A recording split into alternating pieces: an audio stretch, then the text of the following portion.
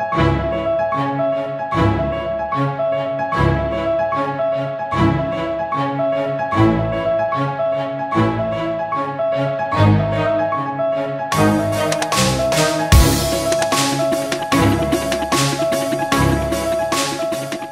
lived through Moore's Law. It will continue to get faster, cheaper, better. So take it that the techie stuff will happen.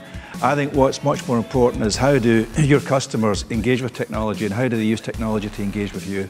And so for us, it's all about social and mobile. Shares are the gold standard of social. The share is to the social economy what the hyperlink was to the search economy. Share is about engagement, endorsement, advocacy, and that's a very powerful measure.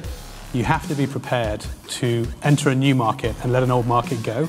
And the way Samsung manages that at a corporate level is to just have lots of horses in the race at any given time and allow a fair competition between the two and not protect an existing technology or an existing position at the expense of a future one. Today it's a paperless office. Today we are able to track customers across the group, whether it is Suisse or Ericsson or Telenor, and these are groups that we work with at a large scale.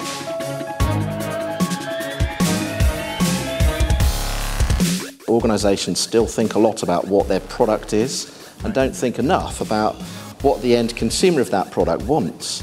And it's actually a bit like trying to get businesses to stop looking from the inside out and start looking a bit from the outside in. I don't think the financial services industry really has spent enough time and analysis into finding out what the clients and the future clients may want. But if you get that right, I mean, your potential to basically grow in new markets is enormous. Really understanding client need and translating the data, the analytics into something that's tangible for a client is fundamental. If you don't translate it into something, an action, then it's an interesting analysis, a nice little speech, but it doesn't really produce results.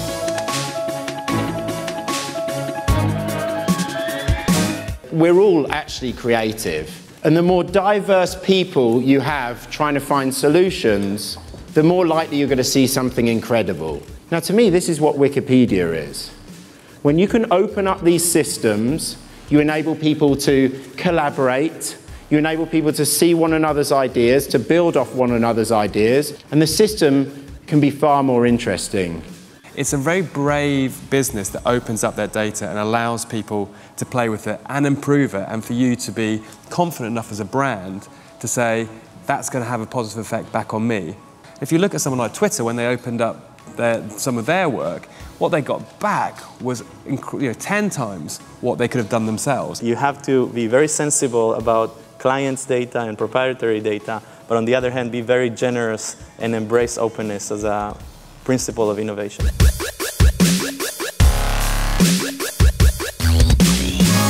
We've seen how digital technology changes business models, allowing companies like Facebook and Twitter to emerge.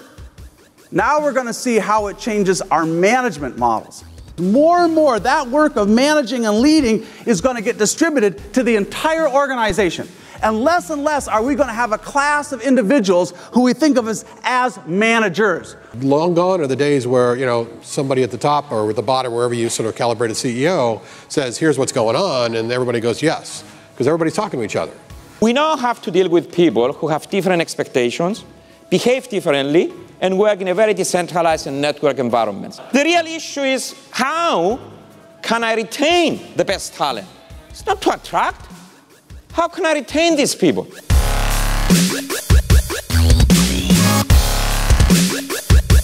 Technology continues to redefine the social and business landscape.